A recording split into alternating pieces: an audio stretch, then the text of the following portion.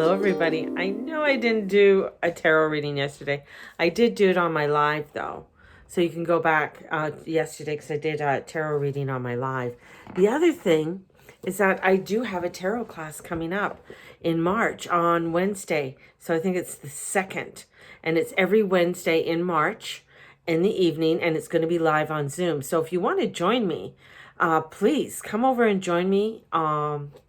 It is $99 for, I think it's 5 weeks, and learn the ins and outs of tarot. Get to understand what, the journey of working with tarot and what the journey of working with tarot is about, and how it can help you with your readings, help you with dealing with different situations and problems, and having to be able to sort of have more of a relationship, I'm going to say, with the tarot, and not be intimidated by them and embracing them. So if you're interested, go to thegurumama.com.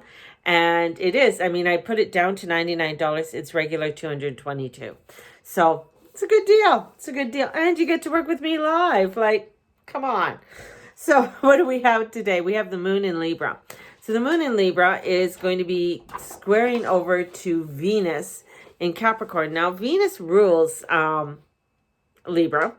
So there is a little bit of maybe tension that's going to come in within relationships and looking at relationships. Now, Mars is passed over with Venus, and he's just forging ahead and moving ahead. And Venus is still in shadow. So she hasn't come out of that full shadow energy, and that won't be for, I think another 2 weeks, and it's at 26 degrees Cap when she comes out of shadow. Now, with that moon energy, so the moon is all about our internal self.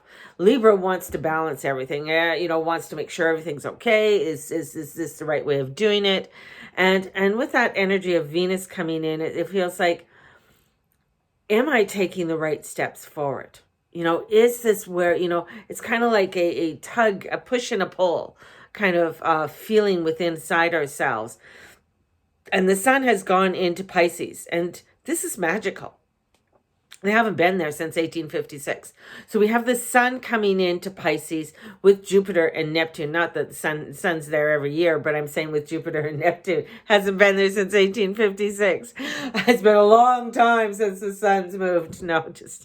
So this is an energy of very magical, wanting to create, wanting to bring forth. So taking steps into creating maybe something new for yourself. This is really a time of going more with the flow. If you're getting too much in your head and you're really trying to figure it out, and it can bring in a lot of overwhelmness. So we're at a pivotal point that is getting us to look at our lives in new ways, and bringing in that magical part, that magical energy that's there. And all this stuff is moving towards a 22 degrees Capricorn. 22 degrees Capricorn is when all the shit hit the fan. That's that big, that happened in January of 2020, and really changed the world, changed how we looked at the world, how we relate to one another. And how many have found their inner securities just like blossom, or not blossom, I guess, just exploded on the scene. So this 22 degrees, as Mars and Venus is moving towards this energy, it's really looking at, okay, what were the holes in my life, or what was that crater, or was there a crater there? Is there a realization of something that I need to look at more deeply inside myself? And it is bringing in some intenseness. And with the moon, Venus squaring shadow, intense, emotional energy that's there. And it's really, I feel like it's having us to come into that magical part, that mystical part, especially with Pisces. Coming into the magical and mystical is really a beautiful part of this energy. Even though when we look at the world and we look at things going on, we might not think it's magical. We might not think it's mystical. But there's this, now I got Merlin coming in. So I got the energy of Merlin coming forth. and showing that in the midst of this darkness and chaos, that and the lightning happening, it's like this swirling of a cloud. He goes, there is this transformation that's happening for ourselves and for the world. And this transformation is coming forth where we are going to be finalizing all those shadows, or looking at all the shadows on what is next for us. What is the next steps that we need to go? How are we going to come beyond ourselves into something that is greater, more creative, more loving, more in alignment with what we are wanting to do? And it is the 12th house. Pisces, when we look at Pisces, it's the 12th house. And when the collective is coming to the 12th house, it's the last sign of the zodiac. There's a lot that we've gone through. And what do we need to heal from? Now, if energies are there from 1856, there's a lot that's arising that is coming up. And we also have where the media, because Jupiter or Neptune rules media, and it's in Pisces. So this is, where maybe we're finding that, okay, that's not where we want to go. That's not what we want to listen to anymore. It's just too much. And this is where we have to look at our spiritual selves and our spirituality in our life, and what is not in balance, with that Libra coming in, what's not in balance, and step into the eye of the storm. Step into the eye of the storm. That's where the calmness is. It's almost where you're stepping into, say, if you have a medicine wheel and you've activated, and you step in the middle of the activation, and what is this that I need to do? How can I create this newness? And know that this is a journey. It's not a short journey. Now, the sun is going to be there for another, 29 days now in Pisces. And this is activating, I feel it's activating the journey. Now I got the Hobbit coming in. When he gets the knock on the door, and the Hobbit doesn't want to go on this journey. He doesn't want to do this journey, yet it's a journey of a lifetime. It's, it's a journey of seeing the world in a new way.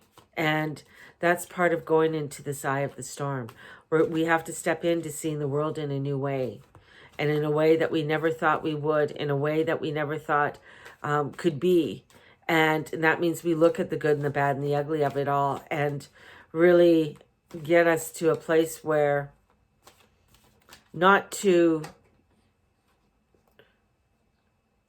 because there's still maybe not a lot of clarity there, but so don't try and bring in sort of like, it has to be this way, this is what we're doing. It's maybe a time of regrouping and looking at the new directions and new alignments. And that's why when you're in the middle, you're sitting in the middle of this vortex, you're sitting in the middle, and it's giving you more of that clarity that you need, instead of going out and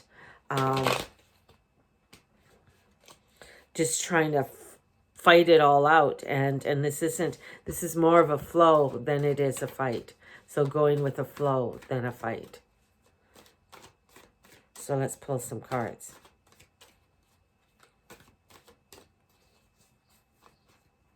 This card. Yeah, more than, so we know we've gone through a battle. So there's a battle, but we've come out of it. We're still standing. We still have our passion, our integrity of where we want to go. And this is looking at our integrity, looking at our passion, and stepping forward with that passion and integrity. We may not see all the opportunities that are there, because we're licking our wounds. We're feeling that there has been a lot. And this weekend is saying that you don't have to come into any conclusions with things. This is sort of weighing things out and looking at things. It's like, okay, I want to take some courses. How much of these courses are? Can I put this out over time? Do I have to do it all at once? Probably not. But in my mind, I do. I feel like, I got to do it all at once. No, there are certain ones that, okay, these are opportunities that I need to do these ones. because either the sale is on or there's the window of opportunity to do them. So it's weighing that out, because I mean, the happy family or feeling of the happy family, that one I got a question for. I gotta get my question book. I got a question book. Looking at my question book. I love this book. How can I connect with the people I love? So this is where the energies have been wasted, or projects or ideas have been delayed. So again, we might be feeling overwhelmed with that. And so it's to take some time for yourself and meditate on what you truly, truly want. You know, when you get these two cards, it's like, what do you truly want? What is that that you want to create? And understand that right now you may not, you have a feeling, but it's just, you may not have all the answers at this time, because things are going to be changing. The world is changing. Life is changing. We got to go with this flow of how this is going to change and what this is going to look like. Big changes are coming. And a lot of us are feeling very overwhelmed and wounded with it all. But there are some big changes, and it's foundational changes. You know, when you have the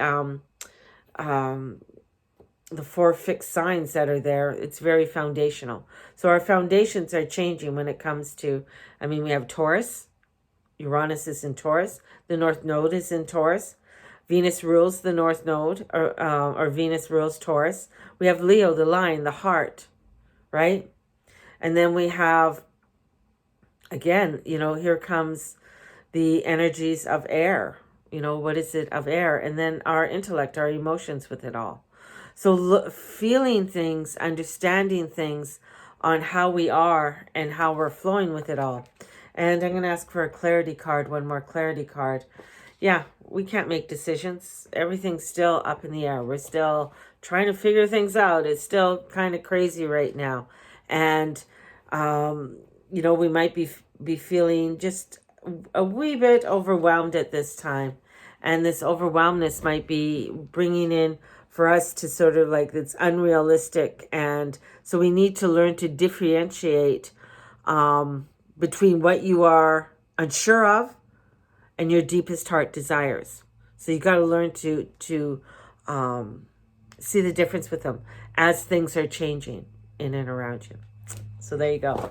Have a blessed one. I hope this all helps. If you want a consultation with me, definitely go to thegurumama.com and let's book in a consultation for you. Blessed be everybody. Bye-bye.